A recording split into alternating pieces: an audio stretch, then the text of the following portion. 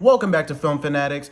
My name's Miles, and today we're talking about the Outlaw Johnny Black. And I'm gonna go ahead and tell you, this movie's basically about me. You know how people are like The Sopranos and Tony Soprano is about them? Well, the Outlaw Johnny Black is about me. It's about a man who has his own ideologies, whose life has shown him a tougher slate of life. So he indulges in a more cynical way of looking at things. And, you know, I'll say this is the best way to describe it.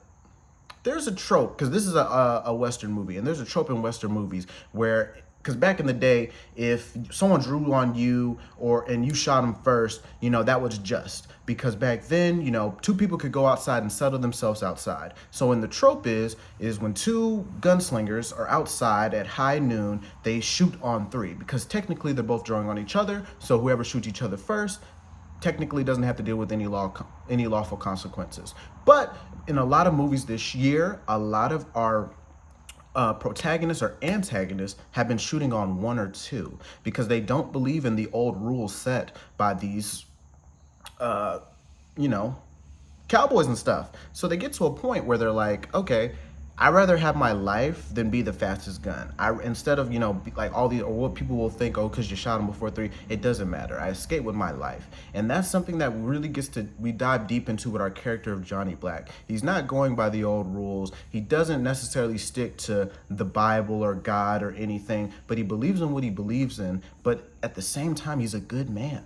He's a good man, Savannah. So these things combine in the journey that he takes in this movie that eventually brings him to the forefront of being able to run a successful black town going into the future, celebrating all racist culture wherever you come from and the differences. And I think that was the golden message of the movie, that just because you might not be exactly what society wants you to be, that doesn't mean you're a bad person. Your morals can all be celebrated. Everybody's walk of life can be celebrated all in one space, because that's the whole point. So, before I get into my breakdown, review, and what I thought about the movie, my pros and my cons, I want to go ahead and say thank all my 55 subscribers. Holy cow. You all are making this go this way better. Like, thank you so much. Like, once we get like 1 million subscribers, because 55, that's amazing. Shout out to y'all.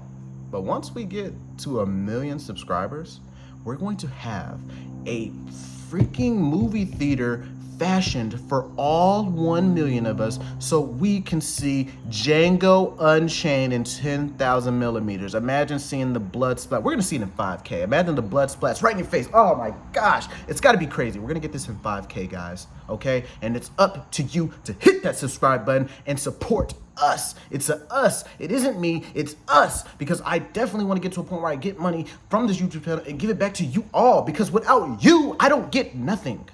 And I have a realization of that. So, without further ado, I'm gonna get into this. So, we basically start out with our character Johnny Black basically becoming an outlaw, searching for Brett Clayton. Brett Clayton killed his father earlier on in the movie, and one thing I liked about this movie is that at first it seems like there's a lot of random scenes and a lot of dumb scenes just to serve for comedy, or you have no idea, but this movie definitely has superb dialogue, and all of these scenes do culminate at the end to a big old scene at the end. It's not a CGI fight, it's not your typical thing, but it is all the more satisfying and wraps up all these scenes and justifies the runtime. But with all this being said, all of the scenes that play in to the overall story, we're really just watching Johnny Black's just journey and how he changes, because one of the overarching themes is he's been searching for Black Clayton. He becomes an outlaw. He doesn't stick to a place long enough. He doesn't really have too many comrades, friends. He doesn't have a wife, but these are all things he longs for. So along this journey, he meets a preacher who sort of saves him because he was running from the law earlier in the movie because he doesn't like bullies. So obviously, being a black man trying to stop white people from bullying Indians, he encounters a lot of strife and adversity, which pushes him to the point, like I say, where he meets the preacher.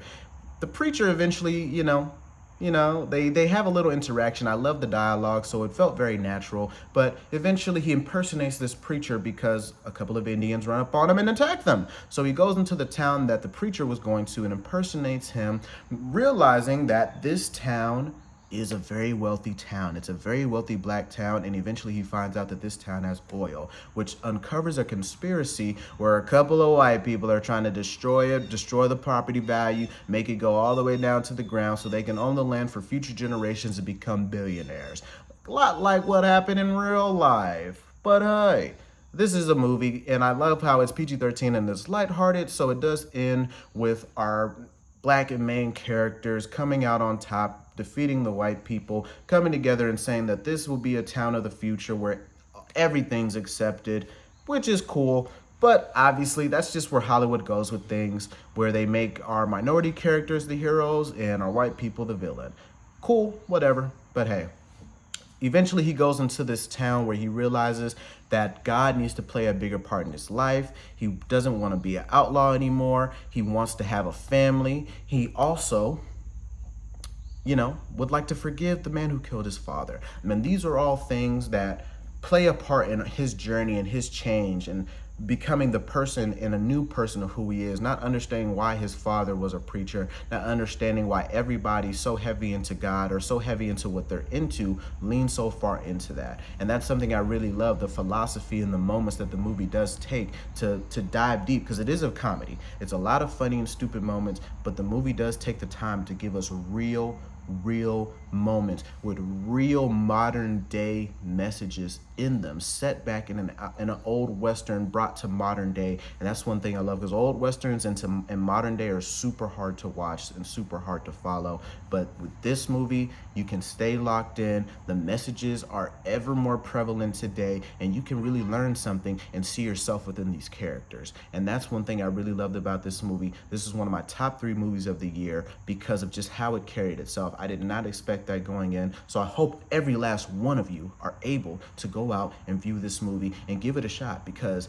this is not your typical, regular movie. It is goofy, it is silly, it might run a little long, but everything about this movie was perfect to me. I really thoroughly enjoyed this. So if you made it to this point in the video, thank you so very much. If you're new here, hit that subscribe, hit that like button, hit that comment, and make sure it doesn't hit you back, because you're not a bitch. So don't get hit back by that like button when you hit it first, all right? Knock it out. So thank you so very much. Have a great rest of your day. Be on the lookout for more videos, and keep living.